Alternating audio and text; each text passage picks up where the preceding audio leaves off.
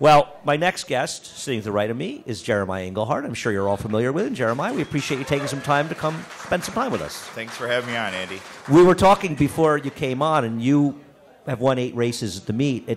You won 11 3 years ago, 10 and 8. Aren't you relieved that you didn't completely embarrass yourself? Yeah. Every year I come here with just wanting to win that one race, just one. That's my first goal, and then you kind of build from there. I was telling Andy like 2 weeks ago I had 3, and I'm kind of it hasn't been a great meet, but had had one stake win and another 2-year-old breaker maiden, so it's been a very good meet. Well, you've got some good horses, and we'll talk about them. And you've got how many horses do you have in the rest of the next 4 days? Let me see. I have 1 tomorrow, 2 on the 2nd, 6 on the 3rd, and 3 on the 4th. So that's not bad. We got 12 horses. Got to try to get to 10. That would be great. 10 is an amazing number. Yeah. 10 must be a great number to get. It's a good number. You get to double digits. Right. So do you have a lot of horses at Finger Lakes currently as well? Yeah, I keep about 75 horses there. I have 28 horses here and then 30 at Belmont. And you split your time? I mean, you're in Rochester. Your family lives there. Yeah, we live just about 15 miles south of Rochester. I'll spend 3 days there, then I'll come here for a day or two, then Belmont a day or two, and then I kind of repeat that over and over again. And when did you start running in New York full-time at the NYRA tracks? I think it was 2012. It was the year after I had Tamron Hall. She won the Bed of Roses, and I stayed there that winter, and then I had 5 or 6 horses there with Elizabeth Dobles that spring. So. And you start working for your dad? Yeah. I don't know if it was because it was free labor. My mom and dad, they hired me, but I started walking hots probably when I was 5 or 6 years old. And that was like 10 years ago, right? Yeah. Somehow you fitted having 6 kids in the middle of that, too, right? Just 5. Just 5 easy. 5? Only 5? Yeah, well, there might be 6. I don't know. I'm kidding, Mom. We hope. Yeah. And you have at least, how many brothers do you have that train also? You at least one, right? I have one brother that trains, Jeffrey. My brother, Joe, he's the executive director for my company and my dad's company. My brother, Justin, he's an agent back at Finger Lakes. So everyone's kind of into it. And how did your father get started and drag the rest of the family into it? Nothing else to do like the rest of us? My grandfather was just would go to the races on Saturday afternoon or something and start as just a $2 bettor. My dad went there the first time and fell in love with it. So, and that was it. That was probably, he was 12, 13 years old. And how long has your dad actually been with us at NYRA? Because he's a big part of NYRA now. Yeah, he wasn't always. He started a few years before me. I think it was right around 2008, 2009. And you guys have been obviously done very, very well. You have a very good horse, and we have friends named Avinu Malkeinu. Did you know that this was a Jewish prayer when you got the horse? Yes, I did. What is the genesis of that horse being named that? Or why? Or well, I did have to tell everybody how to pronounce it.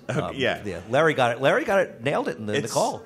It's my father, my king, my father, or something like that. Yeah, it's a prayer during Yom Kippur and Rosh Hashanah. Yeah. Al reminds me. Al named the horse? Yeah, he did. Yeah, I asked him about once a week what it means. He's a pretty good horse. He's 2 for 2. I think people have seen him win at Saratoga. Are you excited for him? You're pointing to New York bred stakes, or are you trying to think maybe you're going to take a shot? I think we'll go with the Champagne. We'll give him a shot going a mile. Yeah. That's pretty great. I'm trying to find. I think we made a decision to try to follow Practical Joke's plan. To everything. Win up here. What's that? Win up here and then go to the Champagne. Yeah. That's pretty great. Yeah. That would be exciting. We'll see. How have you done in grade ones? I don't know. I've won one Breeders' Cup race. Oh, that's right. Yeah. You got placed first with Ria Antonia. Yeah. I think the owner is here. Have you seen him? Ron is here. Is he here? Yeah. Where is he? I know. I see Chris here. He's around. They're around somewhere. I didn't see Ron when I came in. Yeah, no, he's here. I think somebody maybe you scared him off when you came here. That's right. I forgot. You wanted Santa Anita. He might toss a tomato at me. What about Small Bear? He like ran well. He Bear. almost won the stake the other day. The Better Talk Now. I didn't have a race, picked out for Small Bear, like the condition that he won or that he ran second to. What was it? Outwork. He ran second to Outwork, and so, before you had him. Yeah. So then I'm like, I always wanted to give him a shot on the turf. My brother Jesse, I always ask him questions as far as pedigree, and he's like, long on the turf. And his only other race was the 1 turn 7/8. So I figured I'd give him a shot in the mile. I was going 2 turns, and I thought he rode him very well and almost got up. And you've just started training for him for Bill Parcells. Yes. How did that come about? I've always said hi to him. He knows I'm a big. Well, you Giants say hi to fan. every owner. So. Who you kidding?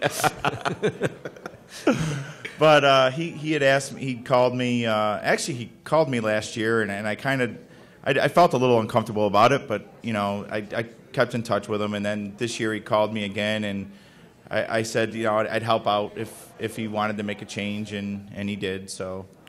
Is it hard as a trainer when sometimes in this case horses were transferred from another trainer and trainers you're friendly with and you're in the same fraternity? Is it uncomfortable? Is it hard? I mean, you've had horses taken away from you as well. It happens both ways. Yeah, it's very hard. I mean, Gary and I are, and it wasn't just Gary Siaka's former trainer. Gary and Bill Mott had horses for Coach, and Gary's barn is right in front of me, so he literally had to walk the horses, or we just walked the horses from his barn right over to my barn. It's one of those things that if it happens. It happened to me. I lost Rio Antonio and King Crease on the same day. Yeah, that's right. You lost King Crease. We're always following. Well, he moves from barn to barn, and you always text me when he makes a barn change. You didn't do well enough with him. How many races did you win with King Crease? You won like a boatload of races with him, and they took him. You were second in the 4-star Dave to Wise Dan. I had it figured out where I think it's every time when he wins an award. Every time when he wins an award, it's time for see if another trainer can win an award. Wow, that's pretty impressive. Linda has him, right? So Linda, so far it's gotten a little tough. She got him at the end of the road. Yeah, be careful what you wish for. Yeah, right.